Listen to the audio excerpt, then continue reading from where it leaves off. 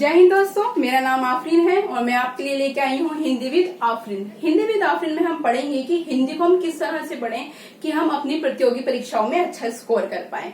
वैसे तो हिंदी को हम बचपन से पढ़ते और लिखते आ रहे हैं, पर उसके बावजूद जब भी हमसे प्रतियोगी परीक्षाएं, चाहे कोई भी, चाहे वो रेलवे हो, एसएससी हो, यूपी टेट हो, सी टेट हो या कोई भी कॉम्पिटेटिव एग्जाम हो, उसमें हम कई प्रकार की गलतियां करते हैं और अपने अंक गवा देते हैं। कारण कि हम कहीं से प्रत्यय पढ़ते हैं, कहीं से उपसर्ग और आधी अधूरी जानकारी के कारण हम कई प्रकार की गलतियां करते हैं।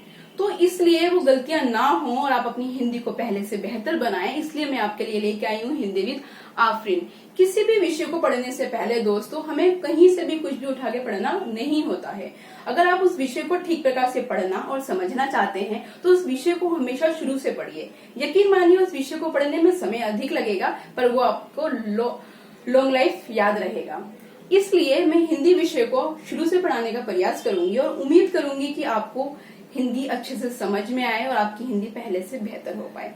इसलिए आइए शुरू करते हैं हिंदी विद आफरीन में हिंदी भाषा। पहले हम पढ़ेंगे भाषा कि क्या होती है, उसके बाद हम पढ़ेंगे कि उसके व्याकरण को हम किस प्रकार से पढ़ें कि प्रतियोगी परीक्षाओं में पूछे जाने वाले प्रश्नों को हम अच्छे से बता पाएं। तो आइए देखते हैं सबसे पहले कि भाषा क्या होती है। तो भाषा वो साधन है जिसके माध्यम से हम अपने विचारों को बोलकर, लिखकर अपने भावों का आदान प्रदान करते हैं, वो भाषा कहलाती है। और ये बहुत ही आम सी परिभाषा है जिसको हम बचपन से पढ़ते आ रहे हैं कि जब भी हम अपने विचारों को बोलकर, लिखकर अभिव्यक्त करते हैं तो वो भाषा कहलाती है। अब भाषा तो भाषा कहलाती है। अब जब हम भाषा को पढ़ते हैं तो हम पहले पढ़ते हैं कि भाषा होती क्या है, उसके बाद हम पढ़ते हैं कि भाषा के रूप क्या होते हैं। तो जो भाषा का रूप होता है, जो पहला रूप हमें दिखाई देता है वो होता है मौखिक रूप। इसे हम बोलते हैं मौखिक भाषा। जिस भी भाषा को हम बोलते हैं या बोलकर अभिव्यक्त करते हैं उसको हम मौखिक भाषा कहते हैं। और जब हम अपने विचारों को लिखित रूप में अभिव्यक्त करते हैं तो उसको हम बोलते हैं लिखित भाषा। जब मैं आपको यही बातें बोलकर बता रही हूँ तो वो हमारी मौखिक भाषा है, और जब मैं वही बात आपको लिखकर बता रही हूँ तो वो हमारी लिखित भाषा है। ये दो चीजें तो बहुत ही कॉमन सी चीजें जो हम बचपन से पढ़ते आ रहे हैं, इसकी उतनी आवश्यकता नहीं थी, फिर भी अपने विषय को शुरू से पढ़ाने के लिए मैंने इसको यहाँ पर लिया है। अब ये तो हो गई हमारी भाषा क्या होती है, भाषा के रूप क्या होते हैं। अब जो हमारी प्रतियोगी परीक्षाओं में प्रश्न पूछे जाते हैं वो यहाँ से शुरू होते हैं, लिपि।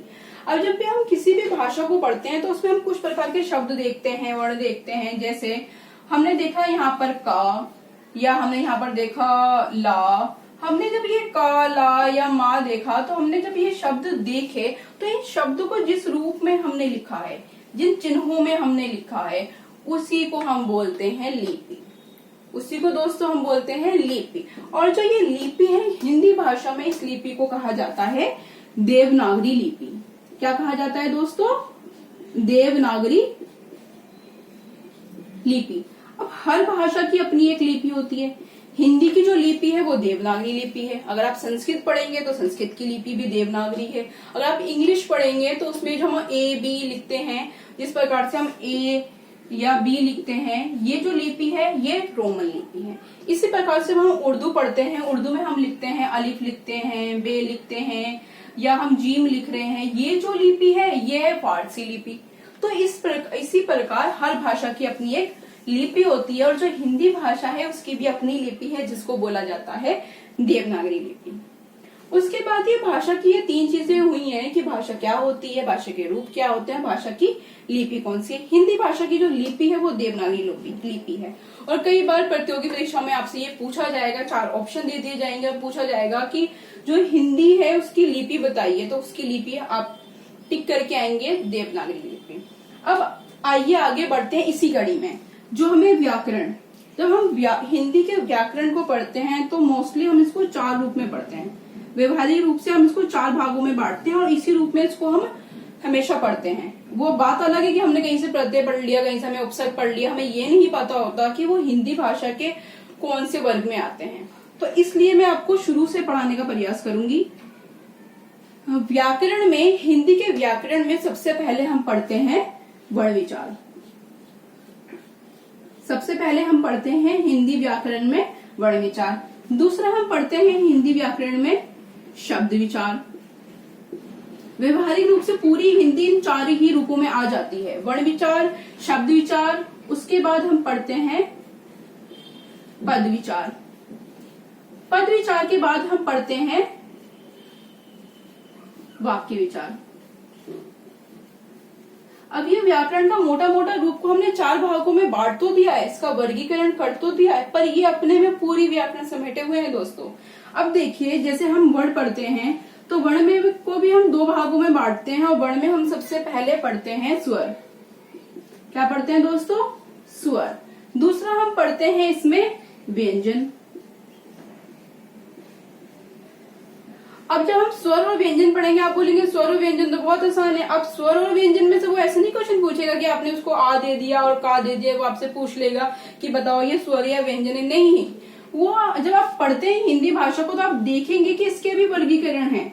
स्वर को भी हम 3 भागों में बांटते हैं। जो इसका पहला भाग है उसको बोलते हैं हर्ष स्वर, दूसरे को बोलते हैं हम दीर्घ स्वर, और तीसरे को बोलते हैं हम प्लुत स्वर। इस प्रकार से हम स्वर को 3 भागों में बांटते हैं, हर्ष स्वर, दीर्घ स्वर और प्लुत स्वर। ऐसे ही व्यंजन को भी हम 2 भागों में बांटते हैं, पर जब मैं वो आपको पढ़ाऊंगी तब मैं वो आपको बताऊंगी। तो ये एक मोटी मोटी सी जानकारी थी जो मैंने आज आपको देने का प्रयास करा कि आपको हिंदी जो भाषा पढ़नी है वो किस तरह से पढ़नी है, और मैं आपको इसी तरह से पढ़ाऊंगी बिल्कुल बेसिक से, जिससे आप अपनी हिंदी में जितने भी आपके डाउट्स हैं आप उनको दूर कर पाएं। तो आज के लिए आज की क्लास में इतना ही। मैं अगली क्लास में आपके लिए लेके आऊंगी वर्ण विचार में स्वर्ण, और उसमें हम पढ़ेंगे कि हर्ष स्वर क्या होता है, दीर्घ स्वर क्या होता है, प्लुत स्वर क्या होता है, और हर्ष स्वर में कौन कौन से स्वर आते हैं, दीर्घ स्वर में कौन कौन से स्वर आते हैं, और प्लुत स्वर में कौन कौन से स्वर आते हैं। और साथ में मैं आपको ये भी बताऊंगी कि प्रतियोगी परीक्षाओं में इनमें से किस प्रकार से प्रश्न पूछा जाता है। उम्मीद करती हूँ कि आपको ये क्लास पसंद आई होगी। धन्यवाद।